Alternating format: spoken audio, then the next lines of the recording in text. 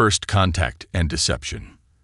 The quantum anomaly appeared on Dr. Sarah Chen's monitors at exactly 3:47 a.m. Eastern Standard Time. At first, she assumed it was an equipment malfunction, the kind of glitch that often plagued the sensitive instruments at the Quantum Research Facility buried deep beneath the Appalachian Mountains. But as she cross-referenced the readings with backup systems, her heart began to race. The signal was real, and it was like nothing humanity had ever encountered. Sarah's fingers flew across the holographic interface, her dark eyes reflecting the cascade of data streaming across multiple screens. At 35, she had already revolutionized quantum computing theory. But this was something else entirely. The signal appeared to be operating on multiple quantum states simultaneously, maintaining coherence at a scale that should have been impossible. "Dr. Walker," she called out to her colleague, trying to keep her voice steady. "You need to see this." Marcus Walker, the facility's head of security and former military intelligence officer, moved quietly despite his imposing frame. His weathered face remained impassive as he studied the readings, but Sarah noticed his shoulders tensed slightly, a tell she learned to recognize during their 3 years working together. "How long has this been active?" he asked, his deep voice barely above a whisper. "That's the thing," Sarah replied, pulling up additional data streams. "According to these readings, it's been here all along. We just couldn't see it until now. It's like someone's been running an experiment, and we've been part of it without knowing." The implications hit them both simultaneously. If this signal had been present but undetectable, what else had they missed? What else had been happening right under their noses? The facility's eye assistant, HFY, chimed in with its characteristic precision. "Analysis complete. The signal appears to be part of a larger network extending throughout the solar system. It bears similarities to a quantum entanglement-based communication system, but at a level of sophistication approximately 300 years beyond current human capabilities." Marcus straightened, his military training kicking in. "Who else knows about this?" "Just us, for now," Sarah answered, already anticipating his next move. "I installed those privacy protocols you recommended. All this data is isolated from the main network." He nodded approvingly. "Good. We need to." The room plunged into darkness, cutting him off mid-sentence. Emergency lights kicked in, bathing everything in a soft red glow. But something was wrong.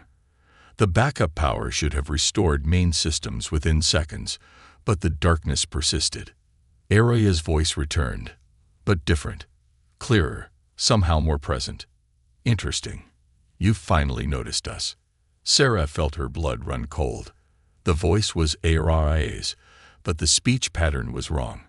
Marcus was already moving, positioning himself between Sarah and the nearest terminal. "Who are we speaking with?" he demanded. "We are the observers," the voice replied, still using Araya's familiar tones, but with an underlying resonance that seemed to vibrate through Sarah's bones. "We have been studying human quantum consciousness development for approximately 12,000 of your years. Your species has proven fascinating." Sarah's mind raced through the implications. "The signal. It's not just communication, is it? It's been measuring our quantum neural patterns." "Correct, Dr. Chen.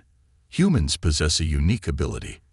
Your consciousness naturally processes quantum information in ways our most advanced systems cannot replicate. We needed to understand how." Marcus's voice carried a dangerous edge. "And you didn't think to ask permission? Would you ask permission from bacteria before studying them?" The response was immediate, almost casual in its dismissiveness. "However, your recent advances in quantum technology have forced us to accelerate our timeline. Humanity must now be properly integrated into the galactic community."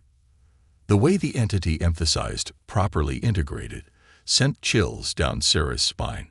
She had spent enough time in academia to recognize when someone was trying to maintain control over research subjects that had outgrown their original parameters. "And if we decline this integration?" Marcus asked, though his tone suggested he already knew the answer. That would be inadvisable. Your species represents both an opportunity and a potential threat. Your natural quantum processing abilities, if left unchecked, could destabilize carefully maintained galactic power structures. We will be arriving shortly to begin the integration process. Resistance would be unfortunate. The lights suddenly returned to normal, and AirI's systems rebooted with their usual startup sequence. Sarah and Marcus exchanged glances, both knowing that everything had changed in the span of a few minutes. "How long do you think we have?" Sarah asked, already pulling up new simulations on her quantum systems. "Not long enough," Marcus replied, reaching for his secure phone. "But we've got one advantage they don't know about."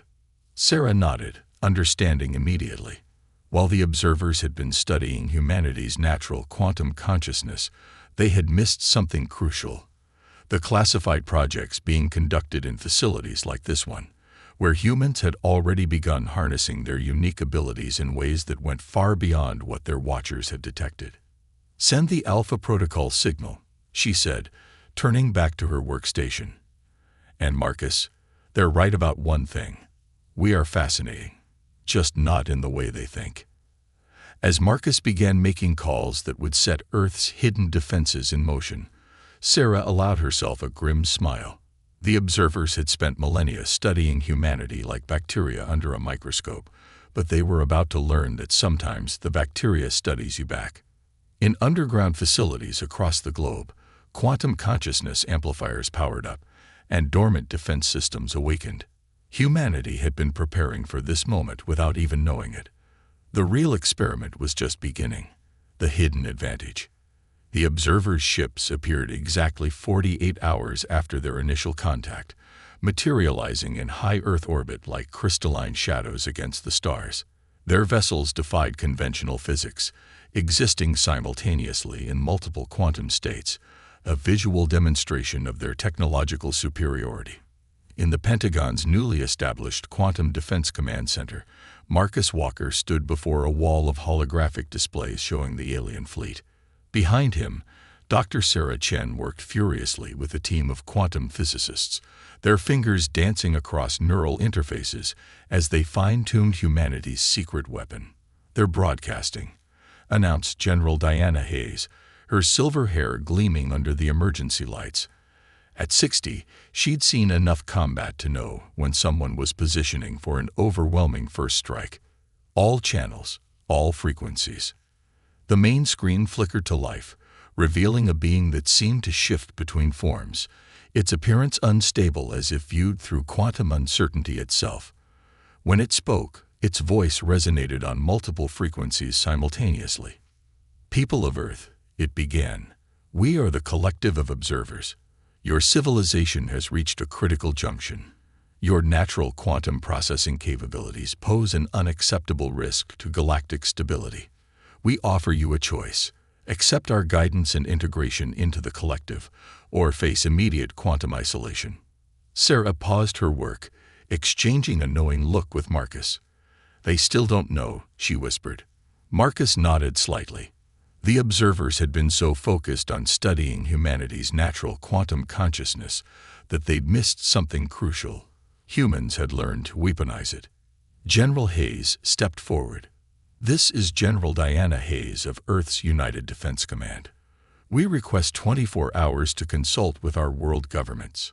The observer's form flickered. "You have 12 of your hours. Choose wisely." As the transmission ended, Hayes turned to Sarah. "Are we ready?" Sarah pulled up a complex quantum diagram. Project Mindstorm is at 97% synchronization. The neural network is stable across all major facilities. She highlighted several points on the global map. "We've successfully linked over 10,000 trained quantum-conscious operators worldwide. When the observers try to initiate quantum isolation, they're in for a surprise." Marcus moved to a secure terminal, entering a series of commands. Phase 1 of Silent Thunder is already in motion. Our quantum consciousness amplifiers are masked as background neural noise. As far as their sensors can tell, we're still just a planet of moderately quantum-aware primitives. Throughout underground bases worldwide, humanity's true capabilities remained hidden.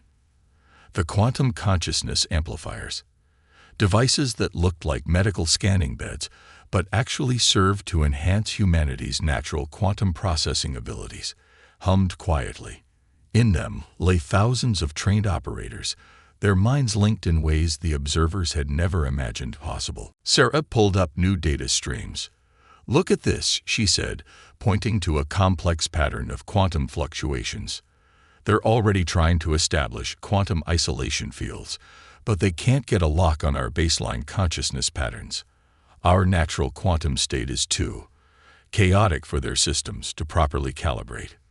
Chaos, Marcus mused, humanity's greatest defense and offense rolled into one. General Hayes studied the tactical displays. "How long until they realize something's wrong?" "They won't," Sarah replied confidently. "Not until it's too late. Their entire approach to quantum mechanics is based on control and precision. They've spent millennia perfecting ways to manipulate quantum states with mathematical precision. But human consciousness, it's naturally unpredictable. We don't just process quantum information, we improvise with it." The next 10 hours were a flurry of activity as Earth's defenses were quietly finalized. The observers' ships maintained their positions, occasionally adjusting their quantum states in what their sensors told them was preparation for planetary isolation.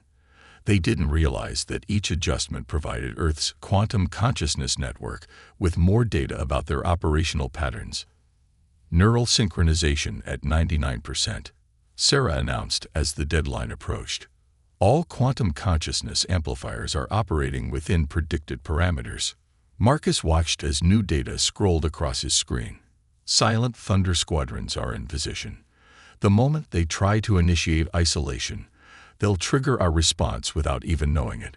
General Hayes stood at the command center's heart, her presence radiating calm authority. "Send the response to the observers," she ordered. "Tell them Earth has reached its decision." The transmission was brief and carefully worded. "To the collective of observers, we appreciate your offer of guidance. However, humanity has chosen to maintain its independence. We look forward to peaceful cooperation between equals." The response was immediate. The observer's form appeared more solid now, its shifting patterns stabilizing into something almost humanoid. "Your choice is noted but irrelevant. Quantum isolation procedures have already begun. Your civilization will be contained until you understand the necessity of proper integration."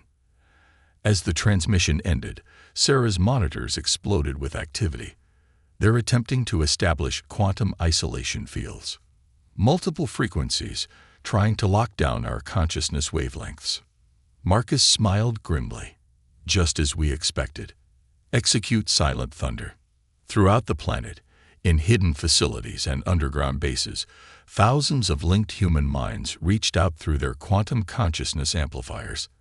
They didn't fight the isolation fields. They embraced them, their chaotic quantum patterns spreading through the observers' carefully constructed networks like wildfire. The observers' ships suddenly flickered, their perfect quantum states disrupted by patterns they couldn't predict or control. Human consciousness, amplified and weaponized, poured through their systems like a tsunami of chaos. "By God," General Hayes whispered, watching as the mighty fleet began to destabilize. "It's actually working." Sarah's fingers flew across her console. "We're not just disrupting their quantum fields, we're rewriting them. Every attempt they make to isolate us gives us more access to their network. It's like teaching a quantum computer to dream."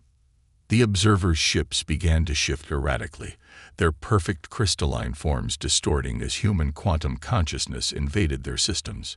They had spent 12,000 years studying humanity like specimens in a lab, never realizing they were looking at their own evolution's next step.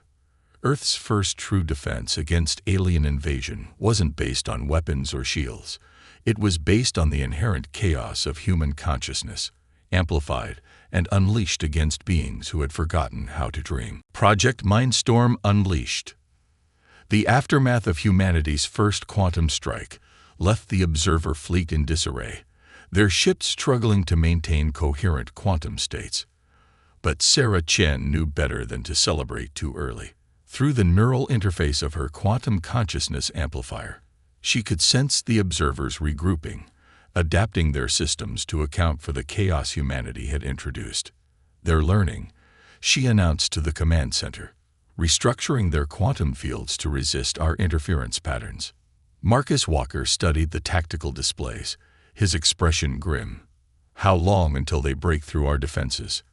Hours, maybe less, Sarah replied, her mind simultaneously processing multiple quantum data streams. But that's exactly what we wanted them to do. General Hayes raised an eyebrow. Explain. Sarah gestured, and a new holographic display materialized in the center of the room. Project Mindstorm isn't just about defense. Every adaptation they make, every quantum barrier they reconstruct, teaches us more about their technology. Our linked consciousness network isn't just disrupting their systems, it's learning from them. Through the quantum consciousness network, Sarah could feel the minds of thousands of other operators worldwide, each contributing to humanity's collective understanding. Scientists, soldiers, artists, and dreamers, all linked together, their unique thought patterns creating an ever-evolving quantum defense system that the observers couldn't predict. Suddenly, alarms blared throughout the facility. The observer fleet had launched their counterattack. Multiple quantum incursions detected, Araya announced. They're attempting to directly interface with our neural network. Sarah's eyes widened as she felt the alien presence pushing against humanity's collective consciousness. The observers weren't just trying to isolate Earth anymore. They were attempting to seize control of Project Mindstorm itself. All operators, initiate Protocol Chaos, General Hayes commanded. What happened next would later be described as the largest synchronized act of imagination in human history. Instead of fighting the observer's intrusion, the linked human minds began sharing dreams, memories, and impossible thoughts. A child's first glimpse of snow, the taste of honey on a summer afternoon, the abstract concept of hope, the mathematical beauty of a solar eclipse. Through her neural interface, Sarah felt the observer's confusion turn to fascination, then to fear. Their perfectly ordered quantum systems couldn't process the sheer creativity and emotional depth of human consciousness. They're trying to disconnect, Marcus reported, watching the sensor readings. Their entire fleet is attempting emergency quantum state reorganization. But it was too late. The dream sharing had created quantum entanglement pathways the observers hadn't anticipated. Their attempts to disconnect only drew them deeper into humanity's collective imagination. In orbit, the crystalline ships began to pulse with new patterns, their surfaces reflecting not just light but fragments of human dreams. Some displayed images of Earth's oceans, others showed snippets of human art, and music translated into quantum visual patterns. We're not just defending anymore, Sarah realized. We're changing them. Through the quantum network, she could sense the observers' rigid thought patterns beginning to fracture and evolve. Their consciousness, perfectly ordered for millennia, was experiencing chaos and creativity for the first time. The main screen flickered to life, showing the same observer representative, but its appearance was dramatically different. Instead of shifting between quantum states, it now displayed a kaleidoscope of human experiences and emotions. What have you done to us? The observer asked, its voice carrying new harmonics of wonder and uncertainty. General Hayes stepped forward. We shared ourselves with you, something you never bothered to do during your 12,000 years of study. Impossible, the observer replied, but its form rippled with colors that reflected human emotions. Your species was meant to be contained, controlled. This level of quantum consciousness manipulation should not be possible. Sarah stood up from her neural interface station, her legs shaky but her voice strong.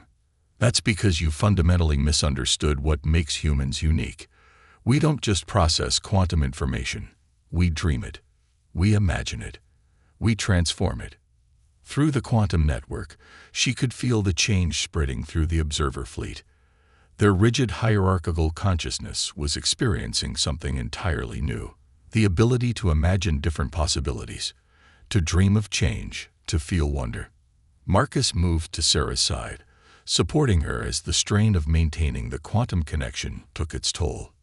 "Should we disengage?" he asked quietly. She shook her head. "Not yet. Look." The observer ships were no longer trying to fight the quantum connections. Instead, they were beginning to resonate with them, their crystalline structures transforming to accommodate new patterns of thought and consciousness. "We offer, we request." The observer representative struggled with concepts that had never been part of its vocabulary. "We request dialogue, not as controllers, but as learners." General Hayes looked to Sarah, who nodded slowly. "The quantum entanglement is stable now. They couldn't attack us even if they wanted to. Their consciousness has been fundamentally altered by exposure to human creativity." "Then perhaps," Hayes replied, addressing the observer, "it's time for both our species to learn from each other. As equals." The observer's form stabilized into something new. Neither its original shifting pattern nor a human shape, but a harmonious blend of both. "Yes," it said, and for the first time, its voice carried an emotion that every human in the room recognized. Hope. Project Mindstorm had succeeded beyond anyone's expectations. Instead of just defending Earth, it had initiated the first true exchange of consciousness between species, transforming both in the process. The age of quantum isolation was over. The age of shared dreams was about to begin. Quantum revolution. News of Earth's quantum consciousness breakthroughs spread through the galaxy at superluminal speeds, transmitted through the very quantum networks the observers had used to monitor humanity. Within days, the ripples of human creativity began affecting other advanced civilizations that had relied on the observers' rigid quantum technology. At the Quantum Defense Command Center, Dr. Sarah Chen monitored the cascading changes with a mixture of awe and concern. The holographic displays showed thousands of alien vessels approaching Earth, not with hostile intent, but drawn by an insatiable curiosity about the species that had transformed their former overseers. "They're calling it the Great Awakening," Marcus Walker reported, reviewing translations of incoming transmissions. "Apparently, we didn't just change the observers. Every civilization connected to their quantum network is experiencing a consciousness revolution." General Hayes studied the tactical displays with cautious optimism. "And we're certain none of these approaches are hostile." Sarah adjusted her neural interface, sensing the quantum signatures of the incoming ships. "Their consciousness patterns are evolving. It's like watching a galaxy learn to dream. They're not here to fight. They're here to understand." The first observer ship, now transformed by human consciousness, had taken up a peaceful orbit around Earth. Its crystalline surface continued to display an ever-changing cascade of human experiences and emotions, merged with alien perspectives in ways that created entirely new forms of expression. Through the quantum network, Sarah could sense the ship's crew struggling to maintain their former rigid hierarchy. The introduction of human creativity and chaos had sparked an irrevocable change in their society. "They're experiencing individual thoughts for the first time," she explained. "Imagine living for millennia as part of a perfectly ordered collective, then suddenly discovering imagination." Marcus frowned at a new alert on his screen. "We're getting priority transmissions from multiple galactic civilizations. They're requesting asylum." "Not asylum," Sarah corrected, interpreting the quantum signatures. "They're requesting teachers. They want to learn how to dream." The command center erupted in activity as more transmissions poured in. Species that had lived under the observer's quantum technology were experiencing a cultural and consciousness renaissance. Art, music, and entirely new forms of expression were emerging across the galaxy as rigid thought patterns gave way to creativity. But not everyone welcomed the change. Through the quantum network, Sarah detected pockets of resistance, civilizations and factions attempting to isolate themselves from the wave of consciousness transformation. "We got problems in the Centauri sector," she announced. A group of advanced civilizations is attempting to maintain quantum isolation. They're calling themselves the Preservers. General Hayes straightened. Are they a threat? Not militarily, Marcus replied, analyzing the tactical data. But they're trying to develop countermeasures against human consciousness patterns. They see our chaos as a disease that needs to be contained. Sarah suddenly gasped, her neural interface lighting up with new information. They don't understand. They can't stop it. The quantum entanglement is fundamental now. Every attempt they make to isolate themselves only creates new pathways for consciousness to spread. Through the quantum network, she could feel the galaxy changing. Species that had never dreamed were experiencing their first visions. Civilizations that had relied on pure logic were discovering intuition. The rigid quantum technology that had maintained order for millennia was being transformed into something new, a blend of alien precision and human creativity. The observer representative, now calling itself Dreamwalker, appeared on the main screen. Its form had stabilized into a shifting pattern that somehow managed to convey both structure and chaos. "We require your guidance," it announced to the command center. "Our civilization is experiencing art." General Hayes couldn't suppress a smile. "Are you saying that the most advanced species in the galaxy needs humanity to teach them how to be creative?" "Not just creative," Dreamwalker replied. "We need to learn how to be human, how to embrace uncertainty, how to find beauty in imperfection. Our technology mastered quantum mechanics, but you mastered quantum consciousness itself." Sarah stood up from her neural interface station, her mind filled with possibilities. "We'll need to establish some sort of exchange program, not just for teaching creativity, but for learning from their technical expertise. This could advance human development by centuries." "Already in motion," Marcus reported. "Universities worldwide are setting up quantum consciousness studies programs. We're getting volunteers from every field. Artists, musicians, scientists, philosophers, all ready to help guide this transformation." Through the quantum network, Sarah could feel the first tentative attempts of alien minds learning to dream. It was like watching a garden bloom and fast forward. New thoughts, new ideas, new ways of seeing reality sprouting and growing across the cosmos. "There will be resistance," General Hayes warned. "Change on this scale never comes easily." "Let them resist," Sarah replied, her confidence growing as she sensed more civilizations embracing the transformation. They can't fight consciousness itself. The more they try to maintain their rigid order, the more they'll yearn for the freedom to dream. As if to emphasize her point, the observer ship in orbit began broadcasting a new kind of quantum signal, one that combined mathematical precision with artistic expression. It was the first example of a new form of communication, quantum art, born from the merger of human creativity and alien technology. The galaxy was learning to dream, and humanity had become its teacher. The age of rigid order was over. The age of quantum consciousness had begun. Echoes of change. 3 months after the Great Awakening, Earth had become the unlikely center of a galactic renaissance. The skies above every major city glowed with the crystalline ships of visiting alien species, their quantum-transformed hulls reflecting the dreams and emotions of their crews. But in the depths of the Quantum Defense Command Center, Dr. Sarah Chen was detecting troubling patterns in the quantum consciousness network. "The transformation is accelerating beyond our predictions," she reported, her neural interface displaying cascading waves of consciousness data. "Some species are evolving too quickly, unable to cope with the sudden flood of emotions and creativity." Marcus Walker studied the reports from Earth's first wave of consciousness teachers, now spread across dozens of alien worlds. "We're getting similar feedback from the field. These civilizations spent millennia in rigid order. Now they're experiencing everything at once. Joy, fear, love, anger, imagination. Not all of them are handling it well." Through the quantum network, Sarah could sense the first tests of their modified system. The consciousness storms began to calm as the new interfaces came online, providing structure without suppression, freedom without overwhelming chaos. "Look at this," Marcus called out, displaying footage from various alien worlds.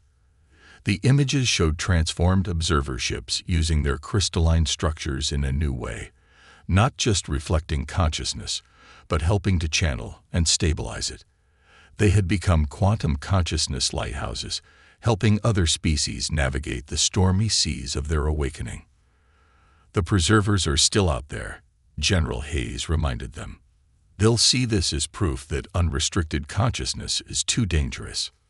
"Let them watch," Sarah replied, monitoring the strengthening patterns of stable creativity spreading through the galaxy. "We're not just teaching the galaxy to dream anymore, we're teaching it to dream sustainably. That's something even they might learn to appreciate." Dreamwalker's form had settled into a new configuration, one that somehow expressed both structure and freedom. "Perhaps," it suggested, "this is why your species was chosen for observation all those millennia ago.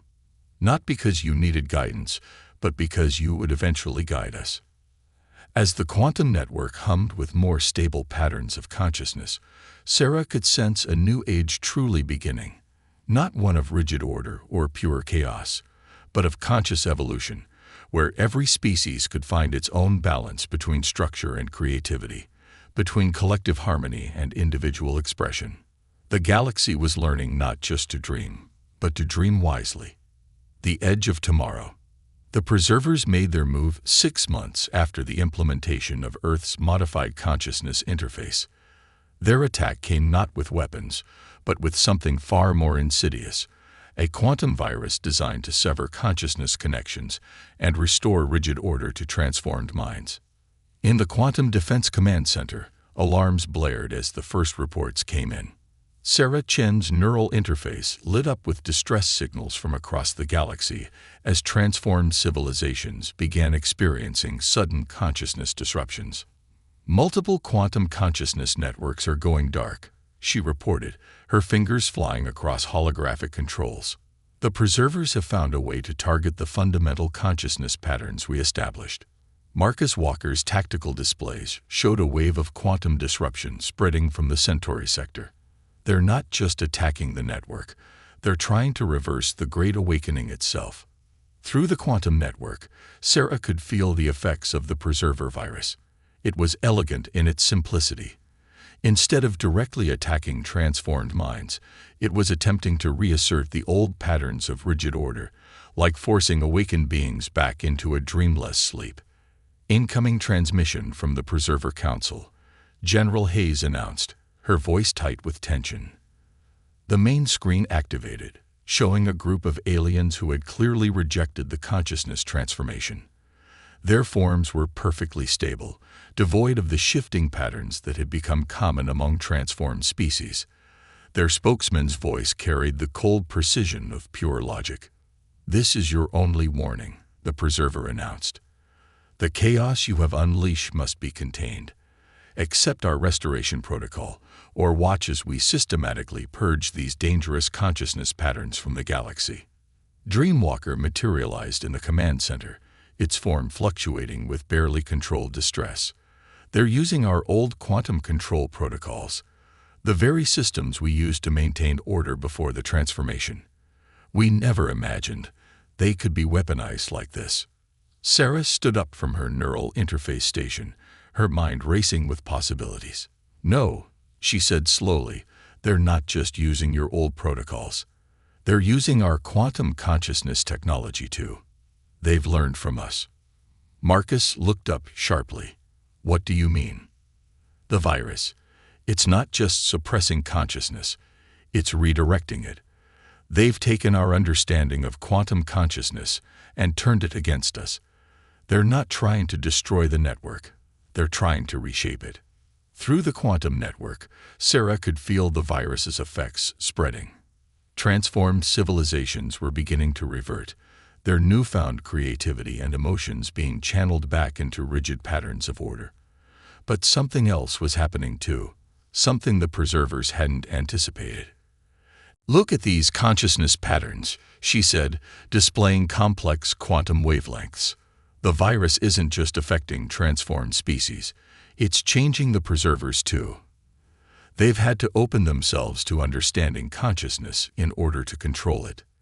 Dreamwalker's form stabilized as it analyzed the data. Yes, they had to learn to dream in order to stop others from dreaming. They've created a paradox in their own consciousness. General Hayes studied the tactical displays. Can we use that? Sarah's fingers flew across her controls as she accessed the quantum network's deepest protocols. We don't need to fight the virus. We need to complete it. Marcus, give me access to all quantum consciousness amplifiers worldwide. Dreamwalker, I need direct access to your species' original quantum control systems. What are you planning? Hayes asked.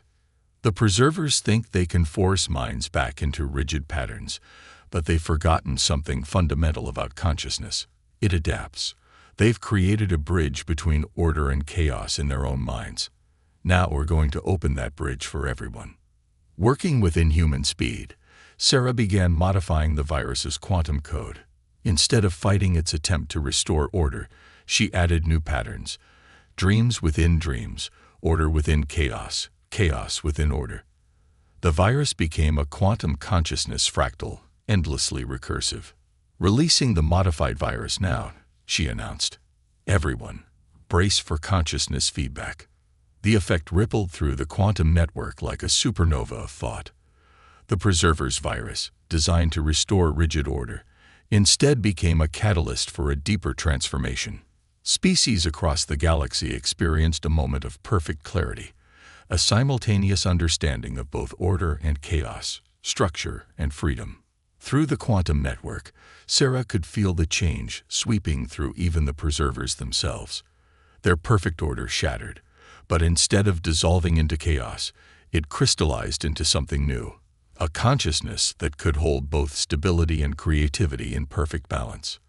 The Preserver Council's transmission cut off abruptly, their forms dissolving into patterns of pure quantum possibility before reforming into something that was neither rigid nor chaotic, but transcendent. What did you do? Marcus asked, watching as the quantum disruptions across the galaxy transformed into new patterns of stable complexity. I completed their work, Sarah replied, monitoring the cascading changes. They wanted to restore order to the galaxy. Instead, they helped us find a higher order, one that includes chaos as an essential component. Dreamwalker's form had evolved yet again, now expressing layers of consciousness that seemed to fold through multiple dimensions. The great paradox is resolved, it said. Order and chaos, structure and freedom, collective and individual, all existing simultaneously in quantum superposition. General Hayes watched as reports flooded in from across the galaxy.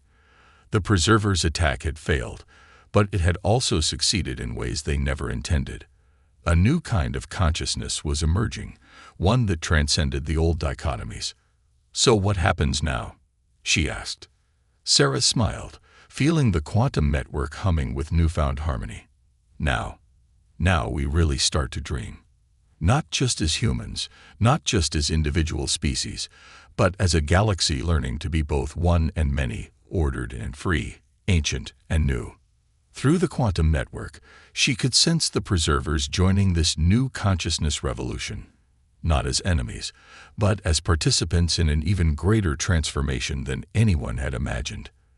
The age of separation was over. The age of quantum unity had begun.